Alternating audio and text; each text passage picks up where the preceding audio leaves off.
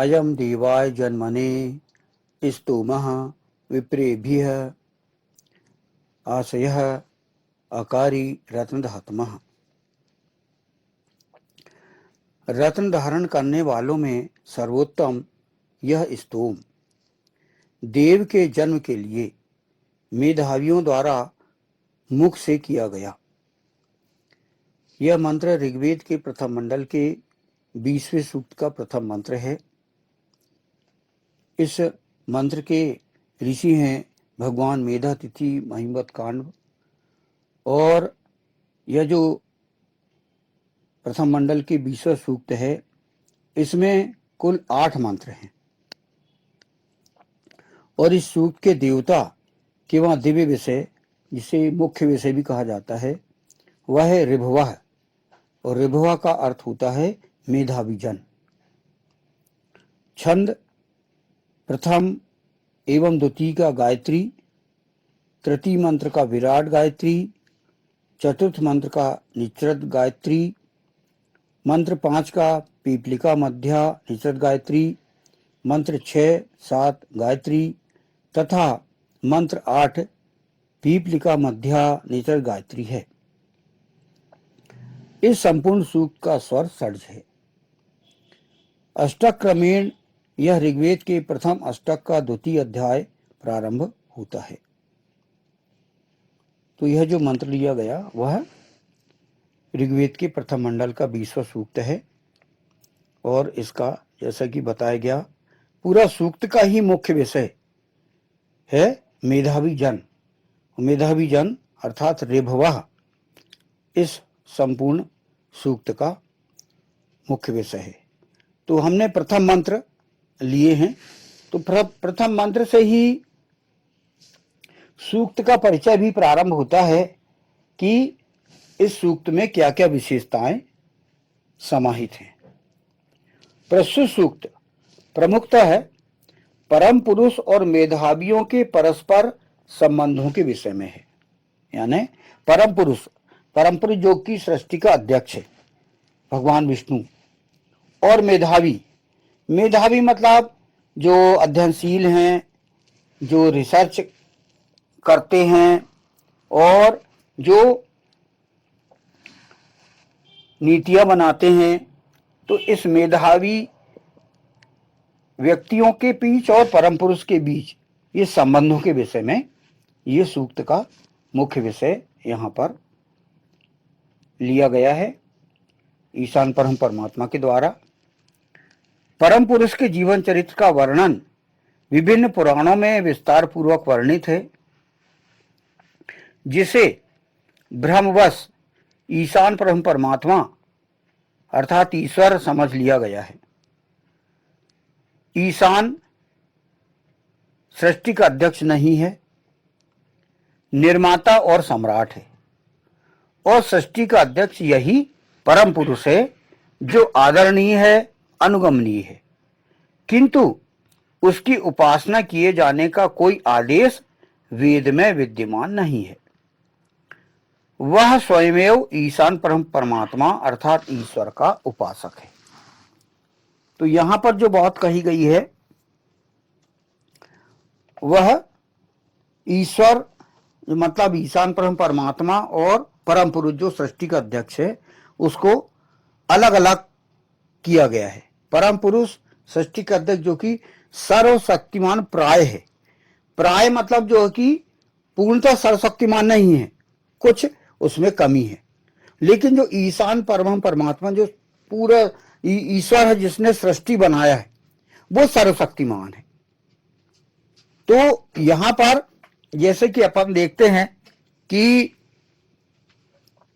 भगवान विष्णु अपने क्षीर सागर में ध्यान मग्न होके वो विचाररत रहते हैं और सृष्टि की समस्याओं के विषय में विचार करते रहते हैं। अपन चित्र भी देखते हैं और पुराणों में भी अपन देखते हैं कि क्षीर सागर में शेष सैया पर बैठकर और वे विचार मग्न रहते हैं।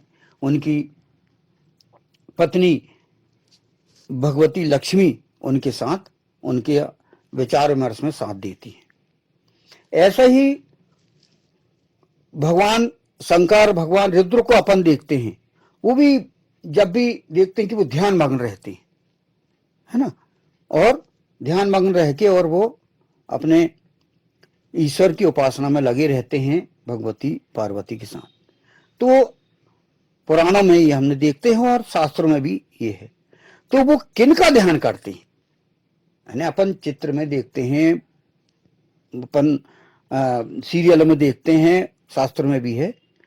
तो ध्यान मग्न कहीं रहती, मतलब वो कहीं ना कहीं ईश्वर की उपासना में तल्लीन रहते हैं, किसी न किसी का ध्यान तो वो करते थे।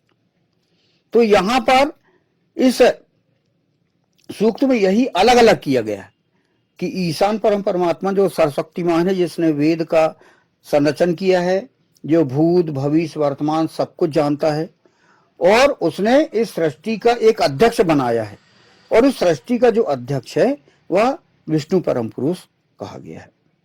तो वो हमारे लिए आदरणीय है, वो हमारी अनुगमनीय है, जिसका हम अनुगमन कर सकते हैं। हम जो भी परम पुरुष ने धर्म की रक्षा के लिए अवतार लिया मनुष्य रूप में, और उसने पूरे आचरण करके बताया, तो वह भी हमें भी ये एक गाइडेंस मार्गदर्शन हमें उनसे मिलता है। तो यह जो सूक्त है उसमें वही बताया गया है, इसलिए इसका मुख्य विषय है मेधावी जन। और इसमें जो सृष्टि का अध्यक्ष है, जो कि निर्माता नहीं है, और जो सिर्फ धर्म का पालन कर ले, वेद पर आचरण कैसे किया जाए इसके लिए ईशान परम परमात्मा ने उसका निर्माण किया है। तो यहां पर 20वां सूक्त का यहां पर परिचय हुआ। अब इसका यहां पर भाष्य प्रारंभ होता है मंत्रांश है, रत्न धारण करने वालों में सर्वोत्तम यह स्तूम रत्न धात्मम अयम स्तूमः। तो यहां पर इसका व्याख्या की गई है। तात्पर्य यह नहीं है कि वह कोई विशेष स्तूम है जो रत्न धारण करने वालों में सर्वोत्तम है। प्रत्युत अभिप्राय यह है कि प्रत्येक स्तूम रत्न धारण करने वालों में सर्वोत्तम है, जो जीवन के लिए अमूल्य रत्नों संस्कारों को जन्म देता है। यानी जो स्तूम है वह हमारे लिए रत्न है, और ये स्तोम करना एक संस्कार है, जो कि हम रत्न हमको जो मिल रहा है अमूल्य रत्न है, स्तोम हमारे लिए अमूल्य रत्न है, और यह एक संस्कारों को जन्म देता है। हम किसी की उपासना करते हैं, किसी से कुछ मांगते हैं, है ना, अब हम ईश्वर परम परमात्मा से मांगते हैं, तो हम ये मानते हैं कि भाई हम कोई, यानी हमारा इसमें अहम कम होता है, भाई हम कोई विशेष वो नहीं, हमारे ऊपर ईशान परम परमात्मा है, और हम उसकी उपासना करते हैं, और उसका वेद जो रचना है उसको हम अनुगमन करते हैं। ये हमारे लिए ये बात है। यहां पर तृतीय फुटनोट है, देव के जन्म के लिए जन्मने, देवाय जन्मने, अर्थात एक सामान्य व्यक्ति के अंदर देव के जन्म के लिए यहां बताया गया है। जब व्यक्ति ईशान अर्थात ईश्वर की उपासना करता है तो वह क्रमशः सामान्य मानवीय गुणों से उत्तरोत्तर ऊपर उठने लगता है, और उसके अंदर देवीय गुणों का जन्म होने लगता है। यहां जैसे बताएगी कि देव के जन्म के लिए, यानी जब हम ईशान परम परमात्मा अर्थात ईश्वर की उपासना करते हैं तो हमारे अंदर मानवीय गुण विकसित होने लगते हैं। जैसे कि हम मानते हैं भाई, मनुस्मृति में बताया गया कि भाई हम जन्म होता है तो जब हम पशु रहते हैं, जंतु और पशु अवस्था रहती, और संस्कारों से हम मानव बनते हैं और फिर आगे हम अवस्थात्मक उत्थान करते हैं। तो यहाँ ईशान परम परमात्मा वही कह रहा है कि देव के जन्म के लिए, यानी हम जो हमारे अंदर देवी गुणों का जन्म होने लगता है उपासना के माध्यम से, उपासना के माध्यम से हम देवता बनने लगते हैं।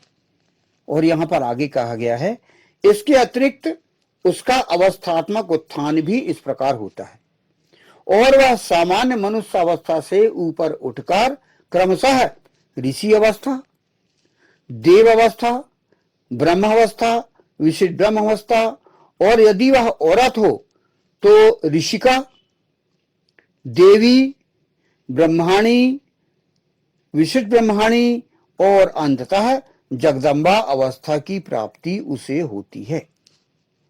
यानी हम शून्य से महास्तित्व की ओर जब हम जाते हैं तो हमारा उत्थान किस प्रकार होता है, ये यहां पर इसकी अवस्था बताई गई है। हम पशु से हम मानव बनते हैं, मानवता आती है और मानवता के बाद हम ऋषि अवस्था प्राप्त करते हैं। पुरुष है तो वो ऋषि अवस्था प्राप्त करता है और औरत है, उसकी पत्नी है तो ऋषिका बनती है। ऋषि की पत्नी ऋषिका।